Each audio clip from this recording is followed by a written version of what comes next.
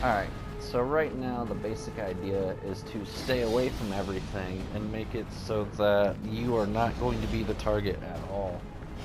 The main concern is to let your minions take all the damage, use them as a meat shield or whatever you gotta do to survive, and let them do it.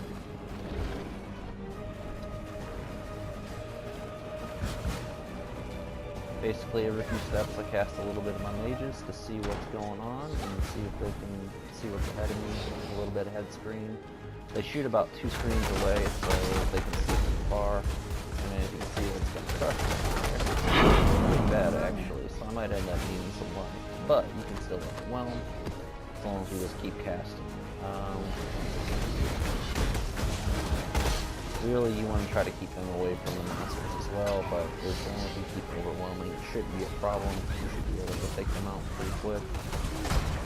You can use a buff skill if you want that reserves mana, but if you're going to use the mana as part of your health, you're going to have to let it flow as no extra buff, and all the health that you can get will be full mana bar. But as you can see, it's not going too bad with this. Getting the right loot, shooting a little solo. Still need our last skill to actually make this very effective. Everything is mostly a distance skill, sort of like a mage class. You want to keep yourself on the outer edges, and then they're able to just rain down like you see on that. This is kind of an enclosed spot, but they're still able to do damage at a distance. Just, not as well as they'll be able to if the enemies were all spread out, since it's a cone shape. The closer they are, the less they're going to hit, simply because, it's like a spread shot. Just like any spread shot. Valuable lesson. But let's go see the boss real quick and see if we get crushed or he gets crushed. Now, you want to have Val summon skeletons so that you can overwhelm them. But this doesn't even look like the boss, so we don't have to worry about it just yet. Now, mage class enemies, of course, are going to be what you want to avoid. You want to avoid the long distance. You want to kind of surprise the enemies, putting the skeletons behind them, in places where they're not paying attention to. Eventually, like I said, I'm going to have the little flaming skulls, summon raging spirit, I believe it's called. And we're going to put them on a totem so that they're constantly casting, and we're able to move and keep evading while the damage is being constantly output. So far it looks like a pretty solid build. I'm sure I'm missing some stuff. I kind of glanced at a few forums to see what would do good for a farming build. I saw skeletal mages hit a lot of people. They go through a lot of people if you put pierce on them. You want to put multiple hit on them as well, or multiple projectile. That way it hits the crowd, and as you can see, you can just run through stuff, run around it. You don't want to run through the crowd, you're not a tank or anything like that, but you're able to easily survive by just avoiding the enemy and letting all of your minions take care and casting them on the outside so that they can just look up on the inside and just rain down hell upon the enemy. Right here, you want to get out of here real quick. You want to make sure you got that flame dash to keep yourself safe, get out of situations, let your minions take care of it really quick.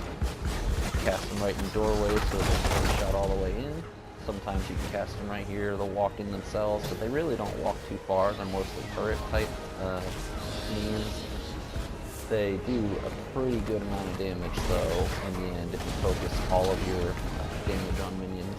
I wouldn't say all your damage, but as much damage as you can on minions while keeping your survivability up as well. Really, really important. Jester. Merciless. Ooh, ruin map. That's pretty nice. See, you don't even really have to pay attention. They just kill everything for you. And I'm sure whenever, well, he's having fun in Japan. But anyway, like I said, the Raging Spirits will just set this build over the edge, especially if you put it on a totem, I believe. I've never really used totems casting spells, but I'd imagine that it's pretty good for casting and it keeps you alive as well, as again, it's not going to be a sit still and cast where you can just constantly run around, run around, dodge everything. That's mainly what this is about. It's just keeping yourself out of trouble, letting everyone else do the work for you. It's really good for farming so far. As you can see, I barely take advantage or, do anything.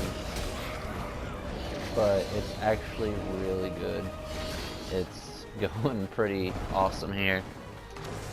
And it's just non-stop killing, non-stop drops. Unfortunately, it doesn't have a lot of magic find on it right now. Hopefully I'm going to correct that. I do, you know, a little bit, but that's not really a concern here right now. Right now, making sure that I can survive long enough to kill stuff. My main goal is going to be the Tail Court.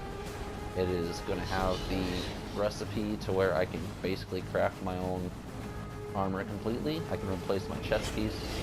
I can replace my weapon and actually have all the stats I want on them, and it can increase the DPS extreme, like a good, from my understanding, good 50%, possibly more, depending on what I do. Alright, now right here we're going to overwhelm the boss with a skeleton. It's important because we're going to take that off so we have a lot of health. Hit our little potion. Oh, also make sure your potions release you from freeze, bleed, and burning. Freeze so they can't stop you, burning and, you know, bleed so you don't continuously take damage. Very smart and very good to do on bosses that you know cause that status effect, just to prevent it, and therefore you won't be taking a lot of damage as you go in. Learn the bosses also really helps with this build. We're going to cast these guys in first, and then we're going to summon these guys. Ooh, there goes the burning. See, you just take that down. Oops. Did the boss go down? Felt like the boss went down. Oh, here's the boss. It's alright, he'll go down in a couple seconds as you see here. It gets a little bit choppy. There's a lot going on. Just make sure you keep casting your minions. And as you can see here, he's down really quick on tier 9. I could probably go another 2-3 tiers higher easily without having to upgrade my gear.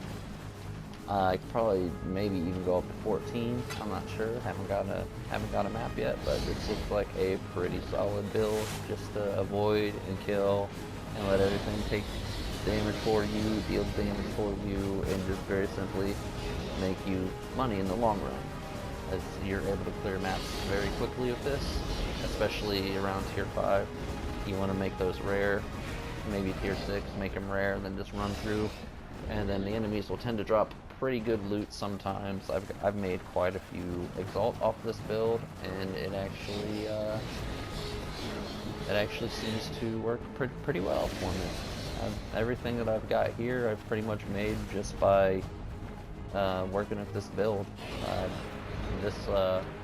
This I bought after I made probably an Exalt or 2.